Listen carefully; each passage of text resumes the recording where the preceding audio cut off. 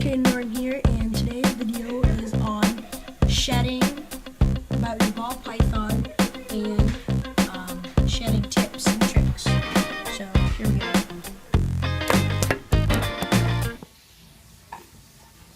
Hope you guys can see me. Of course, this is what I look like. All right. So, first of all, the first things first that I want to get started off with. Obviously, you can tell that my snake is about to shed because his skin's not all that clear and starting to fog up. So yeah, all right. So they call ball pythons because, as you can see here, I don't know if you guys can see it, but as you guys can see here, they curl up into a ball when they're frightened or scared. Or they usually curl up because they just want to. I don't know. And so this is my ball python. I'll show you underneath what it looks like. When you're holding a ball python, you want to give them care. Like, you don't want to hold them upside down, or you don't want to run with them.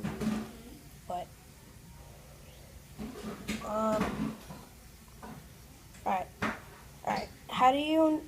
This is how you know. Wait, blah, blah. Come on, unravel here, buddy.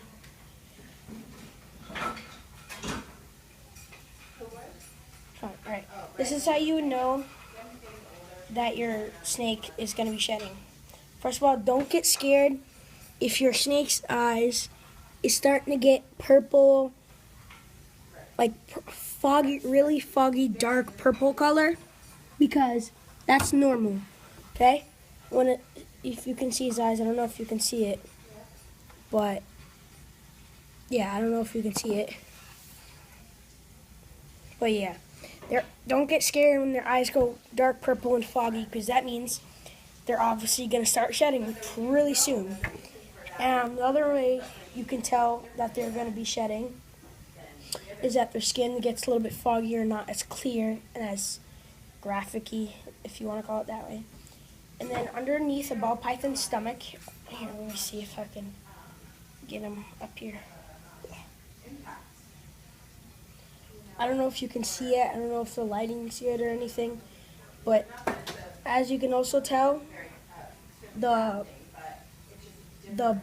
underbody, the belly of the snake, it gets like a nice shade of like kind of light pink under their belly. I don't know if you guys can see it all that well, but you can notice that when they're shedding. Feeding. When your ball python's shedding, he's probably not gonna eat, because his sightings gets kind of bad because of his eyes fogging up, and in general, snakes do not have that good of an eyesight. But your snake might not eat when they're shedding, or when they're starting to shed like mine, because like mine's gonna shed in about maybe 2 days, because they won't eat if they're shedding. And if they don't eat, you can also try turning off all the lights and stuff.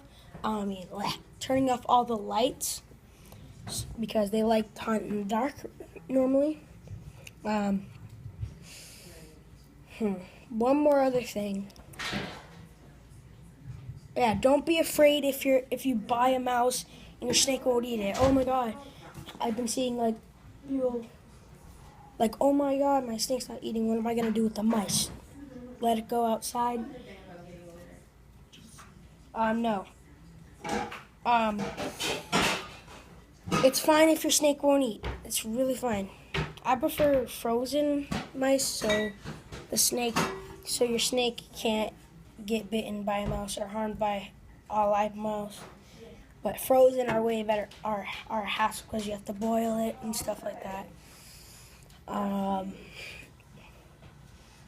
So yeah, that's pretty much it. And when they're shedding, you also want to keep their humidity in their enclosure higher than normal, because they need some humidity to get all that skin off. Like, if you're dry to know if it's a good shed or not, it'll all come off in one piece and not in like pieces, like patches and stuff.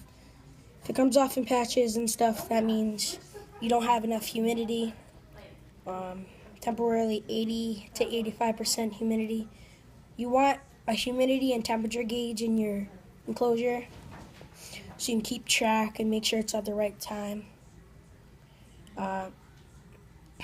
Yeah, you should mist your cage down more often. That's pretty much it, and they won't be as active.